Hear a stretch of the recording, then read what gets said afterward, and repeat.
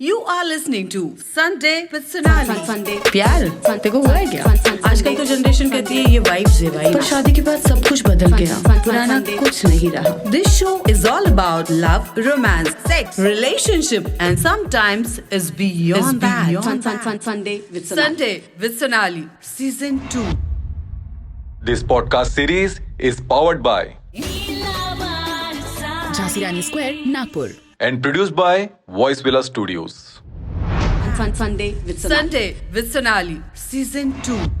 लेकिन इस उर्मिला का त्याग मुझे बहुत बड़ा लगता है. जी, वो गलतियों में अहंकार और स्वार्थ आ जाता है, तो वो गलतियां गलती नहीं बन करके अपराध बन जाता है. अगर प्यार में स्वार्थ आ जाएगा तो वो लिमिटेड हो जाएगा. हमें अक्सर कहती हूँ कि शिक्षित होना ही सुशिक्षित होने की निशानी नहीं है. बिल्कुल सही बात है. Second season of Sunday with Sonali. Yeah, this season is all about love, romance, sex, relationship, and sometimes it's beyond that. Unbelievable day. I really can't believe on this day that I'm just talking to some divine personality. It's my honor, it's my pleasure to talk with him. I'm talking on the epic of India, Srimad Ram Katha. Can you imagine? The Ram is the persona which is being worshipped all over the world for his, the dedication, the love he showered on the world. Today I have the divine personality, Dhyan Divakar Munivar, Anushthan Visheshagya, the expert, Vishishta Ram Kathakar, Jai Kirti Gurudev. I think he is only or one of the only Munivar ji who is talking on the Ram Katha. Munivar ji, बहुत बहुत स्वागत है आपका Sunday with Sonali में. मैंने जैसे कि कहा था कि Sunday with Sonali is all about love, relationship, sex, sometimes it's beyond that. मुझे लगता है आज वो दिन आ गया बियॉन्ड दैट वाला. पहले आपकी कहानी पर कहानी के कुछ अंशों पर सुनना चाहूँगी, उसके बाद में हम राम कथा के ऊपर जाएंगे और बड़ी आज के कॉन्टेक्स्ट में राम कथा का क्या महत्व है और रिलेशनशिप के एस्पेक्ट में आज के कॉन्टेक्स्ट में हम राम सीता या लक्ष्मण और उर्मिला का भी कथन देखेंगे. लेकिन पहला सवाल मैं आपसे पूछना चाहती हूँ कि आपको क्यों लगा और कब लगा कि ये जो गृहस्थ जीवन है उसका त्याग आपने करना चाहिए और आप एक मुनि बनकर आपने एक ऐसा जीवन व्यतीत करना चाहिए. देखिए, ऐसा है कि प्यास जो होती है वो पानी के बिना नहीं बुझाई जा सकती. पानी उसके लिए बहुत जरूरी है जी. इसी प्रकार से हमारी जो आत्मा की प्यास है, उस आत्मा की प्यास को बुझाने के लिए अध्यात्म जरूरी है और अध्यात्म बिना त्याग के संभव नहीं है.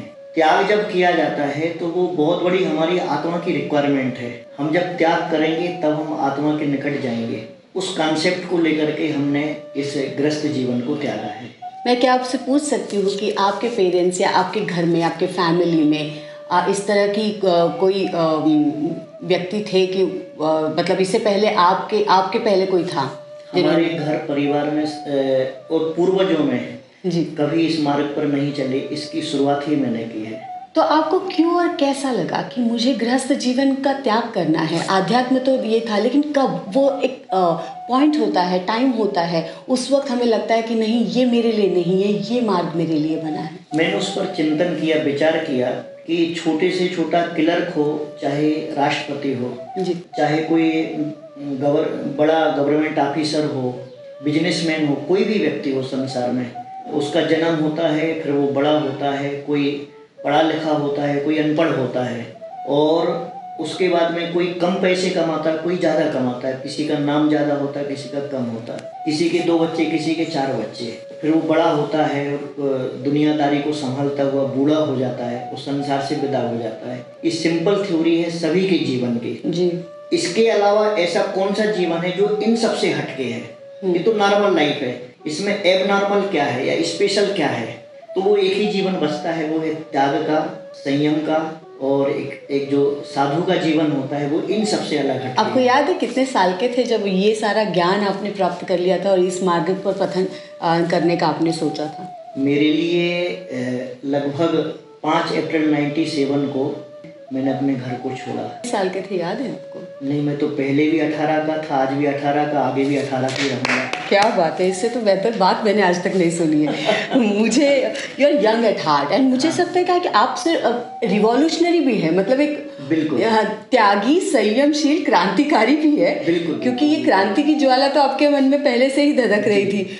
लेकिन रिलेशनशिप के एस्पेक्ट है, जिसने इतना त्याग किया है, जिसने वस्त्रों का भी त्याग किया है, निर्वस्त्र रहकर आप आत्मा को प्रधान स्वरूप में रखते हैं, और व्यक्ति जो है इस तरह का व्यक्ति जो रिलेशनशिप के ऊपर बात करे, तो आप रिलेशनशिप को कैसे देखते हैं? रिलेशनशिप जो होती है, जिस प्रकार से सूरज का रिलेशन हमारे संसार को ऊर्जा देना है जी, उसका सभी प्राणियों से रिलेशन है, विदाउट एनी, उसका कोई स्वार्थ नहीं है। पानी का रिलेशन हमारी प्यास से है, उसका पानी का इससे कोई स्वार्थ नहीं है जी। तो जब हम स्वार्थ की दृष्टि को छोड़ देते हैं और एक सार्वभौमिक यूनिवर्सल आईव्यू जब हमारे पास आ जाता है जी, तो उस समय सारे रिश्ते नाते हमारे लिए, जिस प्रकार से सूरज छोटा सा दिखता है परंतु वो पूरी दुनिया को प्रकाशित करता है, उसी प्रकार से मैं देखने में या सामान्य सा एक मानव हूँ, परंतु उसमें भी हमारी जो दृष्टि है उस सभी विषयों पर और सभी जगह है सूरज की भांति उस ज्ञान का प्रकाश हमको रिलेशनशिप या जो भी मटेरियल हैं, जो भी रिश्ते नाते हैं, उन सब पर हमारी निगाह ज्ञान के माध्यम से होती है। आप जैन धर्म का पालन करते हैं, उसी पर आप चलते हैं, उन्हीं नियमों का आप पालन करते हैं। राम की कथा ने, श्री राम की कथा ने आपको कैसे आकृष्ट किया कि आप राम कथा भी कहने लगे? राम कथा, राम जो हैं, मैं उसको बहुत ही सिंपल शब्दों में कहता हूँ कि संसार में जितने मनुष्य हैं, उन मनुष्यों के जितने रोम हैं, उससे भी बड़ी राम की कथा है। ये विशालकाय है और जीवन में प्रेरणा जो होती है, प्रेरणा, अगर हमें प्रेरणा किसी बालक से मिलती है, किसी पशु से मिलती है, किसी वृक्ष से मिलती है, नेचर से मिलती है, तो हमें उस प्रेरणा को लेना चाहिए। और इस ऑल ओवर वर्ल्ड में, इस पूरे संसार में राम से बढ़कर के कोई दूसरी प्रेरणा है ही नहीं। राम हमारे जीवन को इतना बड़ा मोटिवेशनल सेंटर है, आधार है, फाउंडेशन है, उसका कोई लिमिटेशन नहीं है। उनको, राम को हम एक जगह बांध नहीं सकते। राम सबके हैं और राम सबके रहेंगे। लेकिन शब्दों में बांधना हो तो राम कैसे हैं? राम, जिस प्रकार से राम छोटा सा शब्द है परंतु उसकी विशालता बहुत अधिक है। जैसे हमारे जीवन जीने के लिए श्वास जरूरी है, उसी प्रकार से जीवन को प्रेरणा प्रदान करने के लिए राम जरूरी है। हाँ। लेकिन जब राम की बात करते हैं तो सिंधुताई सपकाळ, जो कि बहुत बड़ी सोशल एक्टिविस्ट भी थी और बहुत महिलाओं का भी एक है कि पति हो तो कृष्ण जैसा हो, राम जैसा ना हो, जो विश्वास ही न कर पाए सीता पर और अग्नि परीक्षा देना पड़ी सीता को। आप इस बारे में क्या सोचते हैं?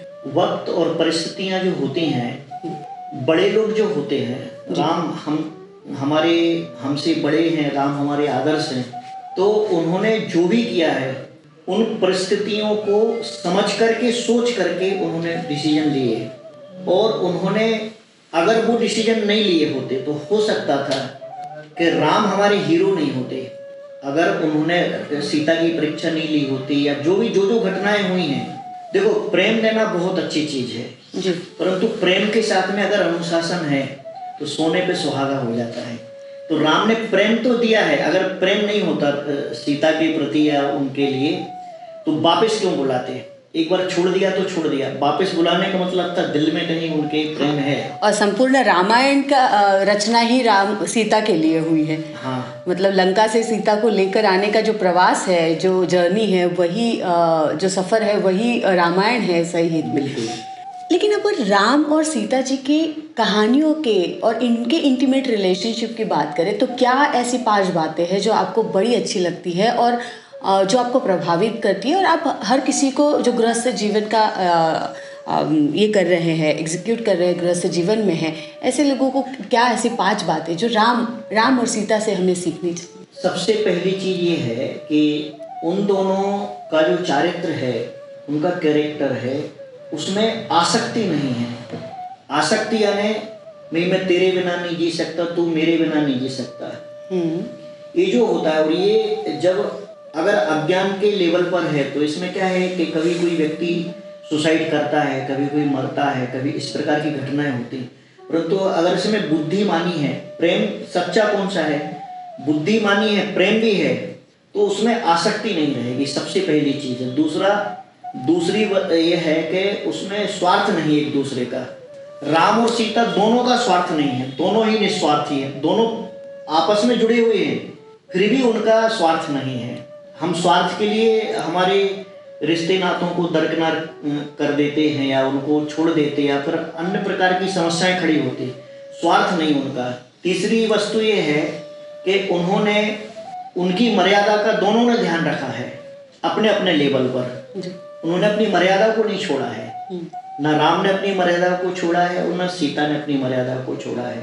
चौथी चीज है उनका धैर्य। उन्होंने अपने धैर्य को, अगर सीता के लिए रावण ले गया है और राम इधर है, प्रेम कितना अकाट होगा कि एक सीता के लिए उन्होंने युद्ध कर लिया, परंतु धैर्य ना उन्होंने छोड़ा और ना इन्होंने छोड़ा। पांचवी चीज है जो सबसे महत्वपूर्ण है, वो है धर्म। दोनों ने अपने अपने धर्म को निभाया है। 5 जो चीजें हैं ये राम कथा में हमको देखने सुनने के लिए और हमारे जीवन की प्रेरणा के लिए अति। कोई ऐसा अंश आपको राम कथा से याद आता है जिनमें प्यार ही प्यार है, जो ऐसे वो अंश से ही ये आता है कि उत्कट प्रेम अगर दिखाना है तो ऐसा कौन सा उस कथा का अंश है जो आप बताना चाहेंगे, जो राम सीता के संवाद का हो या कोई प्रसंग हो जो आपको याद है? उसका सबसे, ये जो आपने प्रश्न पूछा है, इसका सबसे शानदार जो सीक्वेंस आता है जब राम रावण का युद्ध की पूरी तैयारी हो जाती है और समझ लीजिए कि एकदम अंतिम चरम पर है युद्ध, तब सीता को मनाने के सारे प्रयास जब विफल हो जाते रावण के, उस समय रावण की दृष्टि से बता रहा हूं, रावण ने उस समय जो सोचा है, रावण जो विचार करता है वो ये सोचता है कि राम और सीता का कितना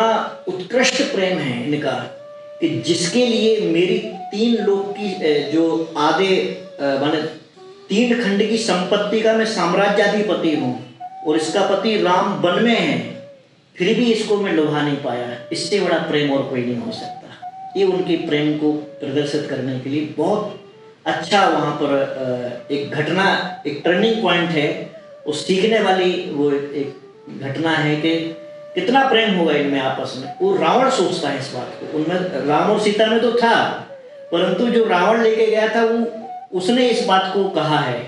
उसको कितना छोटा महसूस हुआ होगा उस समय, और उसकी जो पुरुषी अहंकार है उस पर कितनी ठेस पहुंची होगी कि मैं इसको नहीं दिखा पा रहा हूँ, मेरी 3 खंड की संपत्ति है और राम अभी वन में है, फिर भी मैं इसको नहीं लुभा पा रहा हूँ। और मुझे लगता है ये जो आपने अंश बताया है, that's very appropriate for today's generation as well, when there is so many breakups happening every day, means कोई ना कोई चीज़ों के वजह से कोई ना कोई वर्कआउट नहीं करते रिलेशनशिप। ये कितनी बड़ी बात है। आपने आसक्ति की बात करी, आपने मतलब एक अटूट प्रेम की बात करी है और विश्वास की बात करी कि सीता को विश्वास भी था कि मेरे राम आएंगे और मुझे ले जाएंगे। उसी कथा में एक उर्मिला का भी कैरेक्टर है जी, और ये उर्मिला का जो चरित्र है ये लेस स्पोकन है, उनके बारे में ज़्यादा बात नहीं की जाती जी। लेकिन इस उर्मिला का त्याग मुझे बहुत बड़ा लगता है जी। मतलब राम तो कुछ वर्षों के लिए सीता जो है राम के साथ कुछ वर्षों के लिए मतलब उनका सहवास एक साथ रहा है, और साथ ही साथ कितनी बड़ी बात होगी कि लक्ष्मण खुद जाए, जब वन में जा रहे थे तो अपने पत्नी को ये बताया कि मैं तो जा रहा हूँ इनके साथ, मैं भैया भाभी जहाँ रहेंगे वहाँ मैं उनके साथ रहूँगा। हाँ, बिल्कुल सत्य बात। उर्मिला का चरित्र किस तरह देखते हैं आप? उर्मिला का त्याग माने वो अपन जैसे आज के समय में सोचा जाए कि एक पति विदेश गया है और उसका कोई टाइम पीरियड कोई फिक्स नहीं कि वो कब आने वाला है, और ऐसी स्थिति में उसके लिए उर्मिला के लिए सिर्फ इस शर्त पर घर में छोड़ा जाता है। लक्ष्मण कहते हैं कि देखो सीता भाभी तो साथ में, परंतु हमारी माँ की सेवा करने के लिए कौन है, तो माँ की सेवा के लिए उनको वहाँ पे छोड़ दिया जाता है घर में, सिर्फ काय के लिए, माँ की सेवा के लिए। और इतनी सी बात को वो उर्मिला बहुत अच्छे से, हृदय से, प्रेम से, देखो मन में तो लगता है कि देखो मैं छोड़ रही हूँ अपने, हमारा पति जा रहा है, उसके बाद भी वो भरे मन से बाहर प्रदर्शित ना करते हुए कि हमको कोई दुख है, सिर्फ एक माँ की सेवा का भाव था, जिसने इतने बड़े त्याग को अंजाम दिया कि उर्मिला घर में रही और लक्ष्मण भाई के साथ में रही। दोनों का त्याग था, लक्ष्मण का भी था और उनकी पत्नी का भी था। कोई प्रसंग आपको उर्मिला और लक्ष्मण जी के संवाद का या किसी भी तरह का याद है, बता सकते हैं? उसको बहुत कम ऐसा स्कोप मिला हुआ है एक्चुअल में, परंतु फिर भी जब वो मिलते हैं तो उस समय की स्थिति बिल्कुल वैसी ही रहती है जैसे राम और सीता का जब मिलन होता है, उसी प्रकार से उर्मिला और लक्ष्मण जब मिलते हैं उस समय की स्थिति होती है। आज के कॉन्टेक्स्ट में बात करें तो आपको क्या लगता है कि क्या सोसाइटी में क्या प्रॉब्लम्स है जहाँ पर रिलेशनशिप वर्कआउट नहीं हो रहे? अगर उन्हें करना है, रिलेशनशिप को सही तरीके से रखना है जिसमें प्यार हो, रोमांस हो, ज़िंदगी हो, तो क्या सलाह देंगे आप? बस सलाह इतनी सी है कि एक दूसरे को समझ के लेना है कि हम, अगर गलतियां सबसे होती हैं, मनुष्य हैं, पति से भी गलतियां होती हैं, पत्नी से भी गलतियां होती हैं, परंतु जब वो गलतियों में अहंकार और स्वार्थ आ जाता है तो वो गलतियां गलती नहीं बन करके अपराध बन जाता है। और अपराध जो होता है फिर वो ब्रेकअप्स हैं या सुसाइड है, ये सारी चीज़ें तभी क्रिएट होती हैं जब स्वार्थ और अहंकार आता है। अगर स्वार्थ और अहंकार को हम एक तरफ रखते हैं, वो दो में से कोई एक छोटा बन जाता है उतने समय के लिए। जब भी कोई प्रॉब्लम क्रिएट होता है उस समय या तो पति या पत्नी, देखो समझदार होना जरूरी है, पढ़े लिखे होना, डिग्री प्राप्त करना और बहुत बड़े पद पर सर्विस करना या बहुत बड़ा बिजनेस संभाल लेना, ये उसका कोई मापदंड नहीं है कि हमारे रिश्तों को बरकरार रहे। हमें अक्सर कहती हूँ कि शिक्षित होना ही सुशिक्षित होने की निशानी नहीं है। बिल्कुल सही बात है। सुशिक्षित होना एक शिक्षित ना होते हुए भी रहा जा सकता है। और मुझे लगता है रिश्ते वहाँ से भी बहुत अच्छे किए जा सकते हैं, बहुत अच्छे होते हैं। बिल्कुल। मैं थोड़ा सा इंटीमेट सवाल आपसे पूछना चाह रही हूँ, कभी आपके जीवन में, आप तो संसार को प्यार करने के लिए ही आए हैं और दिशा देने के लिए आए हैं, लेकिन जीवन में ऐसा व्यक्ति, ऐसी वस्तु, ऐसा प्राणी, ऐसा कौन है जिसको आपको अटूट प्यार हुआ है? मेरे लिए बहुत प्यार है और मैं बहुत प्यार करता हूँ। मेरे लिए भगवान से प्यार है, मेरे लिए जो ज्ञान जिन पुस्तकों में लिखा है जिसे हम जिनवाणी कहते हैं उनसे प्यार है, फिर जो भगवान की भक्ति करने वाले भक्त हैं उनसे प्यार है। तो मेरा प्यार लिमिटेड नहीं है, जैसे घर है या कोई गृहस्थी है तो पति पत्नी का प्यार होता है, बच्चों तक सीमित रहता है। यहाँ हमारे लिए रोज़ नए लोग मिलते हैं और हमारा प्यार रोज़ बढ़ता जाता है, प्यार कभी कम नहीं होता हमारा। लेकिन कोई चरित्र, आप इतना सब पढ़ते हैं, आपने जो भी आपके धर्म की किताबें हैं वो भी पढ़ी है, इतर जो साहित्य है वो भी आपने पढ़ा है, कोई चरित्र की जो आप प्रेम में पड़ गए, ऐसा कभी हुआ है? नहीं, प्रेम में कभी नहीं पड़ा। प्रेम तो सिर्फ अभी अपन ने फिक्स किया हुआ है कि हमारी आत्मा से और भगवान से, और जो हमारे लिए मोस्ट नेसेसरी है वो है संसार के सभी जीवों से प्यार है मेरे लिए। और प्यार जो होता है वो एक्चुअल में प्रेमी एक दूसरे का भला चाहते, अच्छा चाहते हैं। प्रेम का मतलब ही वो होता है। अगर प्यार में स्वार्थ आ जाएगा तो वो लिमिटेड हो जाएगा, और प्रेम अगर निस्वार्थ है तो वो अनलिमिटेड रहेगा। और अनलिमिटेड प्यार जो होता है वो हम जहाँ भी जाएंगे हमको वहाँ से प्यार मिलना है। तो प्यार लेते चलो देते चलो की परिस्थिति में हमेशा फ्लो में बना रहता है। क्या बात है, thank you so very much. बहुत बहुत आभार आपके, आपने बात की और ऐसे विषय पर बात की जो विषय आज की तारीख में बात करना बहुत ज़रूरी है। और अध्यात्म की दृष्टि से रिलेशनशिप का एंगल आज तक मैंने नहीं सोचा था, लेकिन ये ऊपर वाले की मेहरबानी है कि मुझे इस तरह की अपॉर्चुनिटी मिली, आप बात कर सके। आपके लिए भी बहुत बहुत धन्यवाद देता हूँ और आशीर्वाद देता हूँ आपके लिए, और आपके जितने सुनने वाले हैं, जो सुनने वाले श्रोता हैं, उनके लिए भी धन्यवाद देता हूँ। और उनके लिए भी एक ब्लेसिंग देता हूँ कि आपके जीवन में भी राम के जैसी प्रेरणा और सीता के जैसा साहस प्राप्त हो। और इस प्रकार की जब भी चर्चा की आवश्यकता है हम हमेशा आपके लिए उपलब्ध रहेंगे। बहुत बहुत धन्यवाद। Thank you so very much. I told you that this show is all about love, sex, romance, relationship, and sometimes it's beyond that. Today we have picked up that thread of beyond that. Today we have seen the relationship in the aspect of spirituality. Selfless love is the best love. Thank you very much for listening and showering your love from every corner of the world. See you then next Sunday, only on Sunday with Sonali. Till then, take care. This podcast series is powered by Jhansi Rani Square, Nagpur. and produced by Voice Villa Studios. Sunday with Sonali. Sunday with Sonali, Season 2.